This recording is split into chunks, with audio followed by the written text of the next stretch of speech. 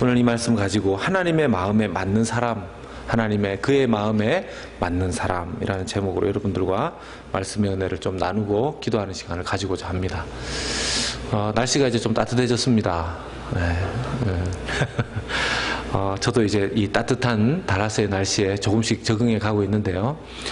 사실 지난주에 당회에서 이제 여름 시즌에는 화요일부터 토요일까지는 우리 교역자들도 좀 반팔 이 와이셔츠나 이런 것들을 입자 이렇게 당회에서 이야기를 했는데 제가 못 구했어요. 그래가지고 양복을 그대로 입고 올라왔습니다. 다음번에 우리 교역자들이 다 좀 준비가 되면 주보에다가 내고 제일 더운 6, 7, 8월 그렇게 해서 단정한 반팔 와이셔츠를 입는 쪽으로 그렇게 갈 것 같습니다. 그러니까 우리 성도님들께서 양해해 주시고 이렇게 여름 한철 동안은 그렇게 같이 시원하게 보실 수 있으면 좋겠습니다. 괜찮으시겠죠? 예, 조금 한 두세 분 안 하셨는데 이렇게 또 여기 올라오면 덥습니다. 그래서 같이 시원하게, 그렇다고 막 이상한 알록달록한 거 그런 거 안 하니까 너무 염려하지 마시고, 예. 요즘 미국에 계신 우리 한인분들이 어떤 재미를 좀 가지고 계시냐면, 미국의 야구 이 메이저리그에 한국 선수들이 많이 좀 진출을 했어요. 그 전에는 지금 우리 그 텍사스 쪽에 레인저스의 추신수 선수 있고 참 잘 치죠. 그래서 뭐 추추 트레인 그 사람 별명인데 그렇게 추신수 선수 있었고, 지난번에 부상당했다가 다시 돌아와서 또 잘하고 있는 강정호 선수, 그리고 요 근래에 들어온 뭐 이대호 선수.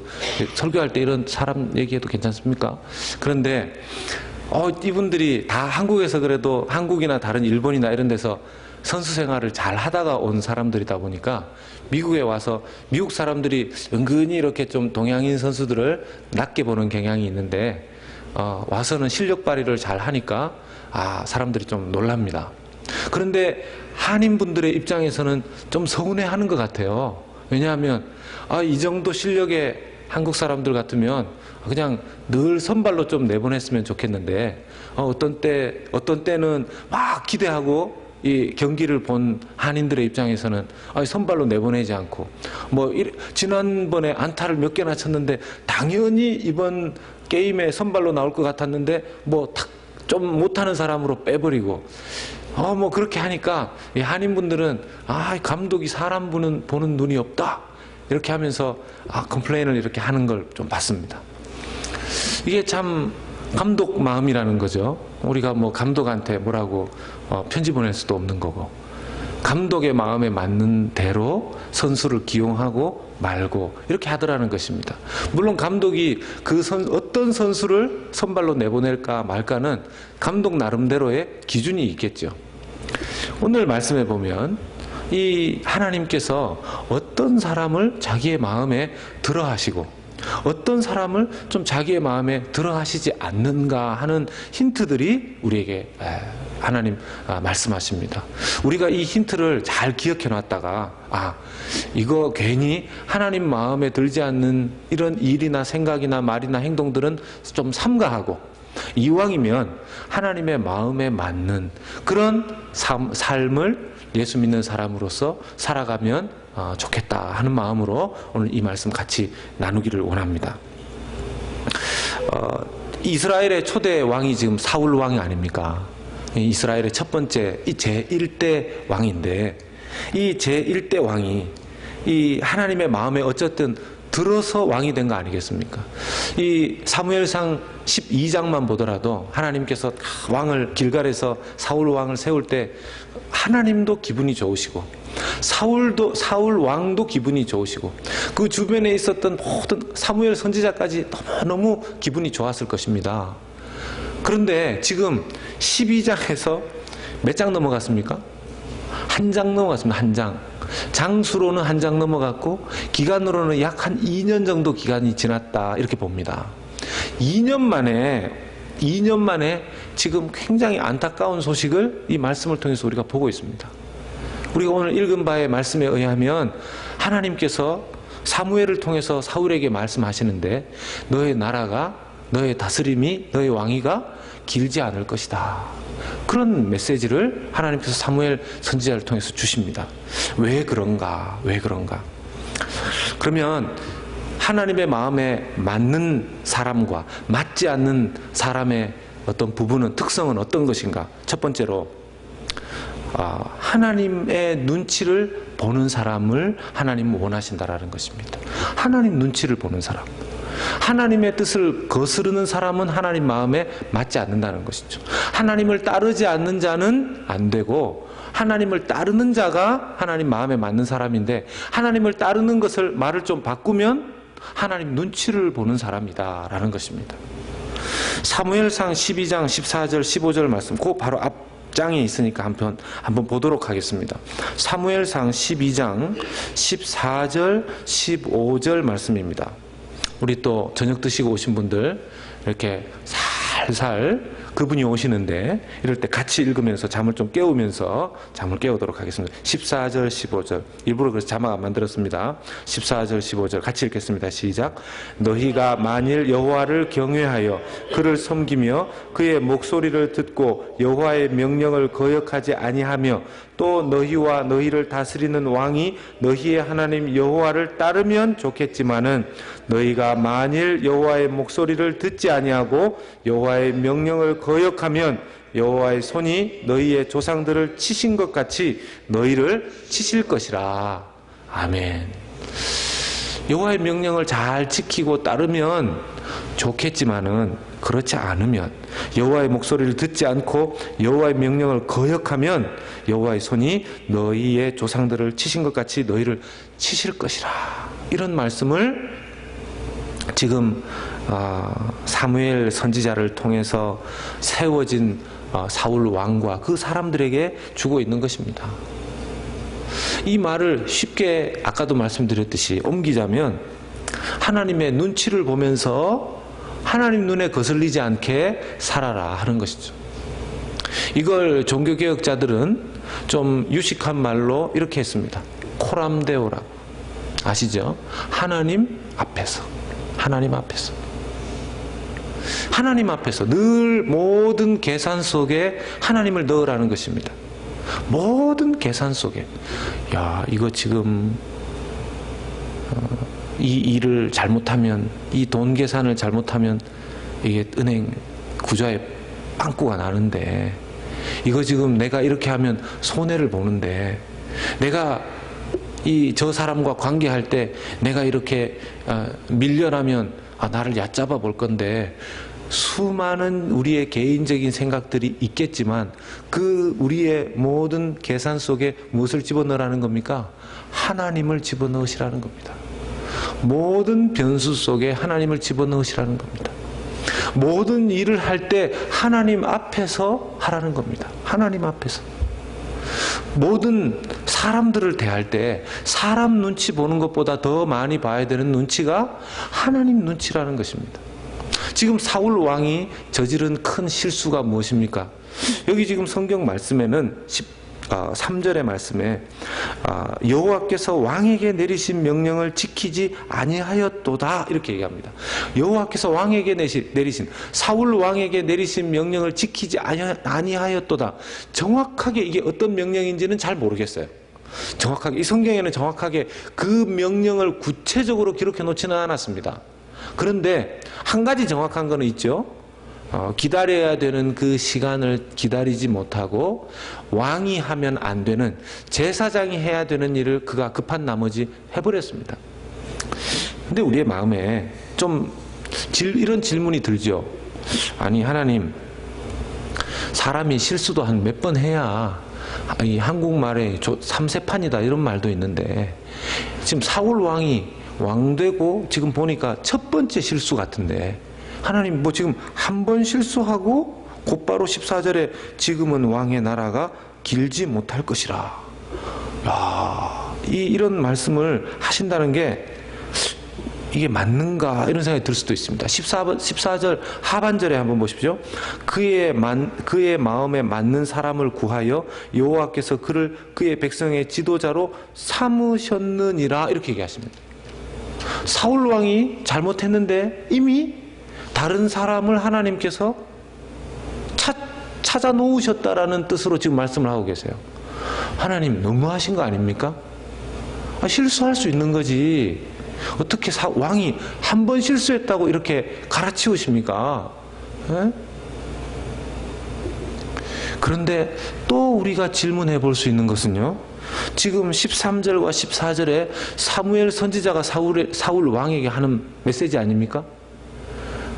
여러분 한번 입장을 바꿔서 생각해 보십시오. 여러분들이 사울 왕입니다. 사울이십니다. 그런데 사무엘 선지자가 와서 사울이시여, 당신이 왕의 하나님의 명령을 따르지 않았기 때문에 이제 이 나라가 짧게 끝날 것입니다. 이미 벌써 하나님이 다른 마음에 맞는 사람을 찾고 계십니다. 이렇게 얘기하면 여러분들은 어떻게 반응하시겠습니까? 어떻게 반응하시겠어요? 그러시오? 그러죠? 그러시겠습니까? 적어도 하나님이 그러셨어요? 제가 한 번 실수했는데 좀 봐주십시오. 잘못했습니다. 예, 제가 뭘 실수했는지도 모르고 제가 실수를 했는데 정확하게 알려주십시오. 제가 반성하겠습니다. 저도 잘 몰라서 그랬습니다. 이런 반응이 나온다든지, 아니 왜 그러십니까? 왜 그러십니까? 저는 지금 이 전쟁은 해야 되고, 사무엘 선지자는 이 약속을 한 시간보다 자꾸 더디 오는 것 같고, 그래서 급한 나머지 제가 다른 사람한테 우상에게 제사 지낸 것도 아니고 하나님께 제사를 지냈는데, 왜 그러십니까? 뭐가 잘못됐습니까? 좀 가르쳐 주십시오. 이렇게 질문하실 수도 있지 않겠습니까? 그런데 놀라운 건 사울이 아무런 반응이 없어요. 사울 왕이 이 본문 안에 아무런 반응이 없습니다. 지금 전쟁에 푹 빠졌어요. 전쟁에 푹 빠졌습니다. 사람들 지금 600명밖에 남지 않았다 그랬죠. 처음에 막 3,000명씩 이렇게 자기 모아가지고 자기 이스라엘 백성들이 이 군대를 지어서 왔는데 이제 600명 정도밖에 남지 않았습니다. 그러니까 블레셋은 쳐들어오고 지금 자기 군사들은 600명밖에 안 남았고, 그러니까 사무엘 선지자가 자기에게 준 말 신경도 안 쓰는 겁니다. 반응이 없습니다. 반응이 없는 거죠. 여러분, 만약 사울 왕이 하나님의 눈치를 보는 이 훈련이 되어 있었더라면, 오늘날의 말로 좀 바꿔보겠습니다. 하나님과 인격적인 교제, 하나님과 인격적인 신앙생활을 하는 그런 훈련이 되어 있었더라면, 이런 일이 딱 발생했을 때, 여러분, 우리가 누군가의 관계 속에서도 나는 당신하고 이제 절교할 거예요, 이렇게 얘기하면 왜 그러세요? 묻기라도 하지 않습니까? 누가 뿔났다 그러면 왜 저러지? 눈치라도 한번 보지 않겠습니까? 그런데 하물며 하나님이 지금 그런 말씀을 하셨는데 사울 왕은 아무런 반응을 하지 않습니다. 도무지 하나님에 대해서 어떤 시선도 지금 주고 있지 않는 겁니다. 하나님에 대한 어떤 지금 찔림도 본인에게 없는 겁니다. 로마서 2장 5절에 이런 말씀이 있습니다. 다만 내 고집과 회개하지 아니한 마음을 따라 진노의 날, 곧 하나님의 의로우신 심판이 나타나는 그날에 임할 진노를 내게 쌓는도다. 이게 사울 왕의 회개하지 아니한 그 마음, 자기 고집과도, 자기는 고집 피운 거 아닌데 할지 모르지만 하나님이 말씀을 주셨음에도 불구하고 저는 제 방식대로 할 겁니다. 이게 자기 고집인 거죠. 여러분, 신앙생활에 있어서 하지 않아야 될 것들이 참 많이 있는데 그 중에 한 가지가 하나님의 뜻이 있음에도 불구하고 고집 부리는 겁니다. 회개하지 않는 것입니다. 고집. 이제 고집 그러면 또 우리가, 죄송합니다, 이 한국 분들은 고집 그러면 누구지? 이런 그거 있습니다. 고집. 내가 김씨인데 김씨가 한 고집하지. 무슨 씨인데 한 고집하지. 고집하면 권씨 아닌가? 제 아내가 권씨입니다. 오해하지 마십시오. 또 고집하면 강씨 아닌가? 저희 장인어른이 장모님이 강씨입니다. 오해하지 마십시오. 뭐 또 얘기 안 하면 다른 분들 또 이렇게 거시기 할까봐, 예. 막 김씨 이때 빠질까봐 또 김씨도 한 고집합니다. 막 이러고 뭐 이씨, 박씨 뭐 또 안 나온 거 혹시 있습니까? 뭐 하여튼 뭐 다 하면서 뭐 그런 걸 은근히 자랑처럼 할 때가 있습니다. 여러분, 성경에서 고집에 대해서 하나님께서 긍정적으로 주는 메시지의 부분이 별로 없습니다. 긍정적으로 주는 부분이 별로 없습니다. 여러분, 디도서에 보면 감독자, 저처럼 목회자나 장로 뭐 이런 직분을 줄 때에는 고집 부리지 아니하는 자라는 말씀이 있어요. 고집 부리지 아니하는 자. 고집 부리면 안 된다라는 거죠. 고집이 너무 세면 안 된다는 겁니다. 하나님 눈치, 그냥 하나님이 딱 이러면 예. 하나님이 손으로 이렇게 하면 예. 하나님의 마음에 맞는 사람은 누구라고요? 하나님 눈치를 보고 자기 고집 부리지 않는 사람이다 라는 것입니다. 이 훈련이 되어져야 합니다. 이 훈련이. 우리가 신앙생활을 하면서 뭐 내가 이게 아니고, 아니 사람들이 이걸 원하는데 사람들이 이거 내가 하면은 사람들 오늘 지금 이제 느헤미야가 어제 부로 이제 끝났는데 참 우리 느헤미야서를 통해서 은혜를 많이 받았거든요. 오늘 새벽기도 딱 끝나고 나서 몇 분하고 같이 커피 이렇게 하시면서 한 분이 그런 얘기 하시는 겁니다. 목사님 느헤미야를 보면서 은혜 받았는데 느헤미야가 하나님의 말씀을 따르지 않는 사람 머리를 뽑더라는 거예요. 머리털을. 요즘 큐티는 하십니까? 네. 큐티에 마지막에 느헤미야가 막 안식일도 지키지 않고 이스라엘 백성들이 엉망으로 사니까 나중에 이방인과 결혼하고 제사장이 이방인과 결혼하고 이러니까 막 호통을 치고 책망을 하고 나중에는 머리털을, 저처럼 머리 한 올 한 올이 소중한 이런 사람에게 머리털을 뽑는다는 것은 굉장한 거죠. 굉장한 거죠. 근데 느헤미야가 그렇게까지 단호하게 할 수 있는 방법이 비결이 뭐겠습니까? 하나님 앞에서 하나님 눈치를 보아하니 하나님이 너무너무 화가 많이 나신 거죠. 하나님이 너무너무 화가 많이 나신 거죠. 지금 이스라엘 백성들 너희들이 어떤 기준으로 어떤 신앙생활을 하고 있느냐, 이게 느헤미야의 눈에 하나님의 열받으신 이게 보이신 겁니다. 보인 겁니다. 그러니까 선지자가 사람 눈치 안 보고 그냥 가서 머리털, 저는 그 말씀을 보면서도 상상하지 못할, 제가 옛날에 청년부 할 때 청년들에게 수양회 올 때 제발 나시, 끈달린 이런 거 입고 오지 말라 그랬거든요.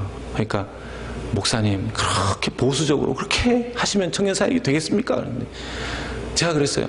가가지고 또 찬양한다고 손들고 막 이러면 서로 부끄럽다는 거예요. 서로. 그러니까 그때만 해도 다 청년들이 결혼 안 한 싱글들이었으니까 제가 그랬어요. 자매님들, 형제들의 상상력을 자꾸 자극하지 말라고. 그렇게 얘기하니까 목사님 보수적이라. 저는 그것 가지고도 사람들 눈치 보면서 그거 입지 마세요, 뭐 하지 마세요, 뭐 그랬는데, 와, 느헤미야. 근데 사울은 지금 정반대입니다. 지금 사람들, 지금 상황, 제가 이 주석을 보니까 만약 사울 왕이 망할 때 망하더라도, 그냥 여기서 전쟁해서 죽을 때 죽더라도 하나님 나를 이스라엘의 1대 왕으로 세웠는데 살려고 지금 이 전쟁에 들어가는 것이 아니라 죽더라도 하나님, 내가 하나님 의지하겠습니다, 그랬으면 어떻게 되었을까 하는 주석을 쓴 신학자의 질문을 제가 봤습니다. 이게 쉬운 게 아닌 거죠. 왕이 신경 써야 될 대상이 당연히 그 백성들이고, 자기가 전쟁에서 지면 이 백성들이 다 죽으니까요. 또 나라이죠. 그러나 하나님께서 원하셨던 건 백성과 나라보다도 먼저 하나님 눈치를 보라는 것이었습니다. 하나님 눈치를 보라는 것이었죠.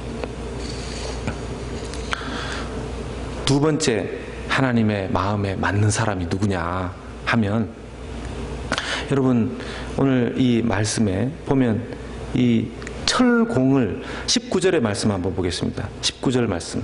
19절의 말씀 같이 한번 읽겠습니다. 시작. 그때에 이스라엘 온 땅에 철공이 없었으니 이는 블레셋 사람들이 말하기를 히브리 사람이 칼이나 창을 만들까 두렵다 하였습니다. 이스라엘에 이 쇠를 다루는 이 철공이 없었답니다. 철공이 하는 일이 뭐냐면 이 철을 거의 다루는 사람이 하는 일이 그 다음 말씀에도 나오죠. 온 이스라엘 사람들이 각기 보습이나 삽이나 도끼나 괭이를 벼리려면 블레셋 사람들에게로 내려갔었는데, 무기 만드는 사람이 철공이죠. 칼도 만들고 창도 만들고 그 다음에 농기구들도 만들고요. 그런데 이스라엘의 철공을 아예 블레셋이 처음 침공했을 때 이스라엘의 철공들을 다 없애버린 것 같습니다. 뭐 죽였든지 아니면 포로로 다 데리고 갔든지, 아예 이스라엘의 직업 중에서는 철공 금지 이렇게 해놓은 거죠.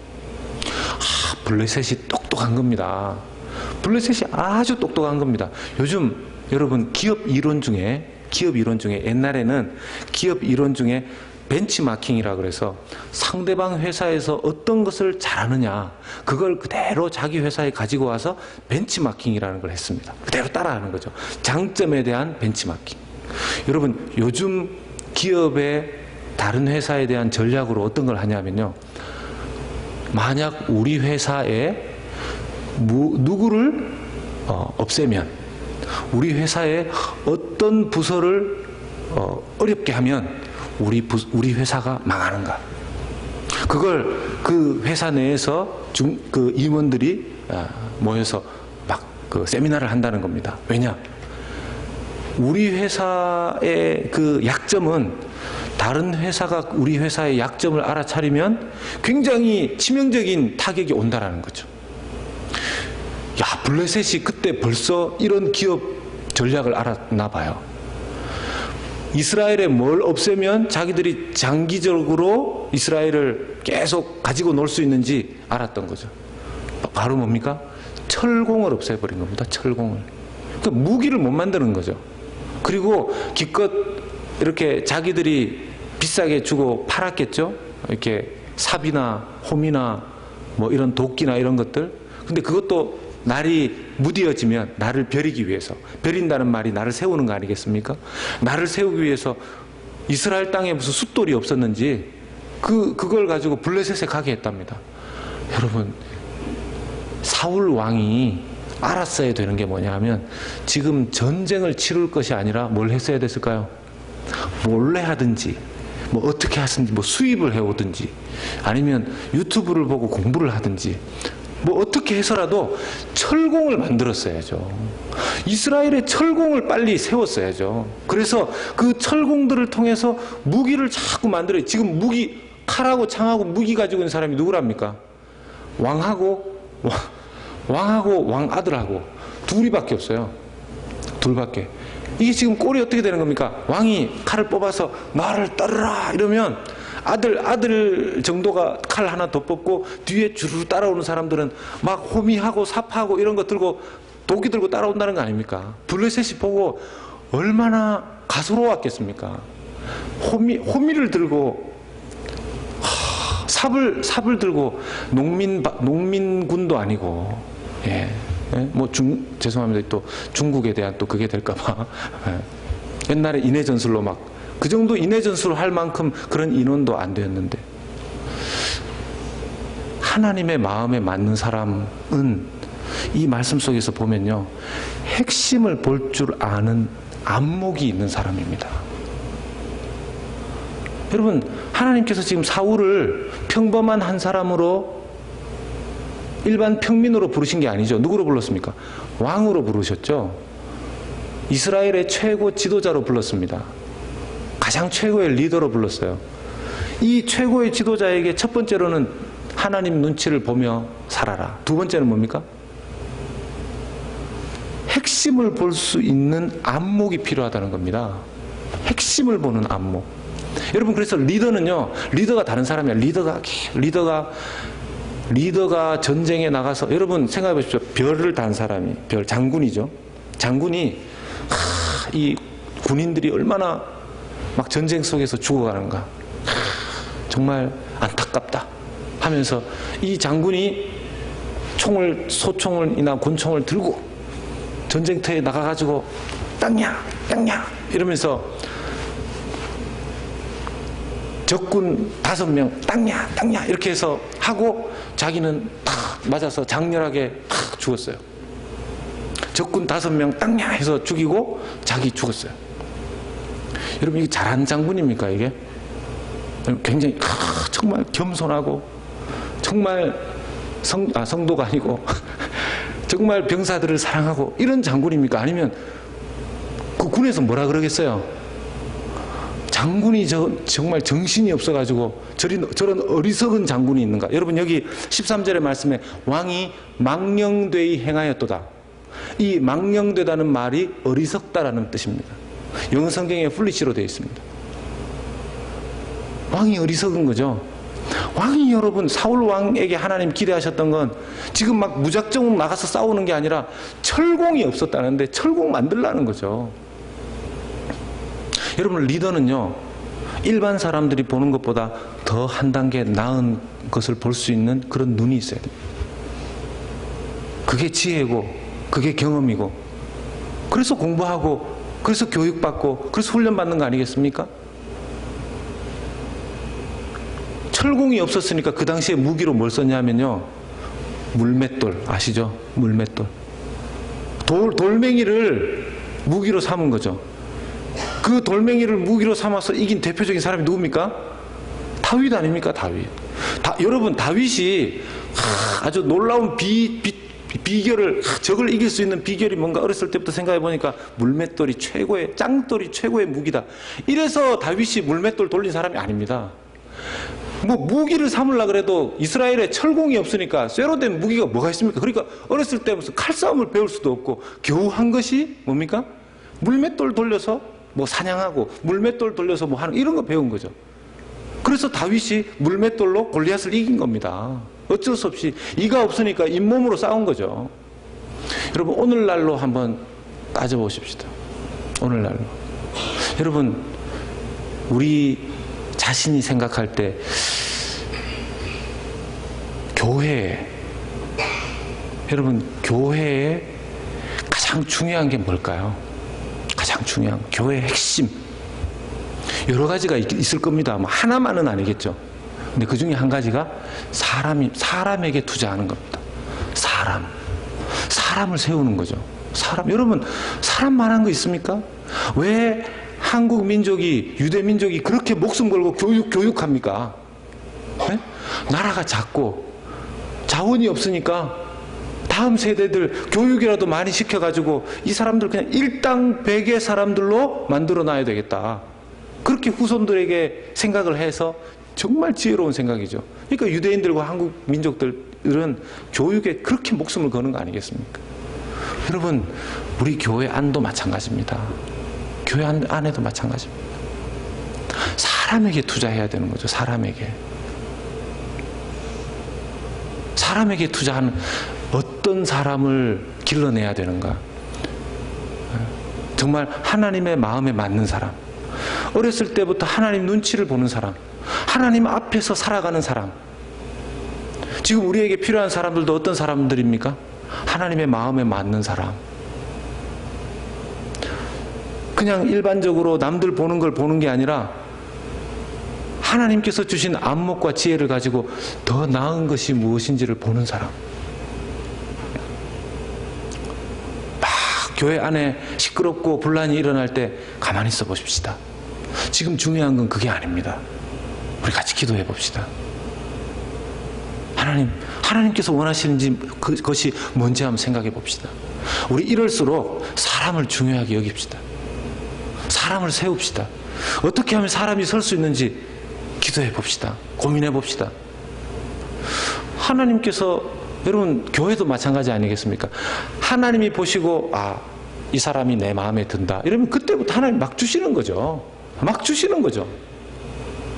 교회도 마찬가지 아니겠습니까? 이 교회는 내 마음에 든다. 교회가 하나님 눈치를 계속 보는 거죠. 하나님 눈치를.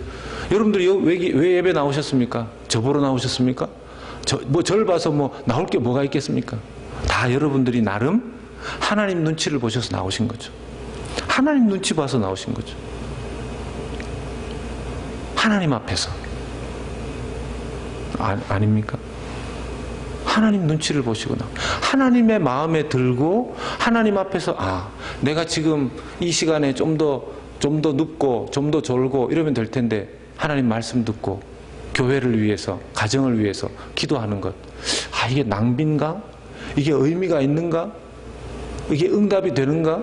그런 생각이 드실지라도 하나님께서 보시고 연합교회 마음에 든다. 여러분 그러면 그때부터 하나님께서 부어주시는 거죠. 믿으십니까?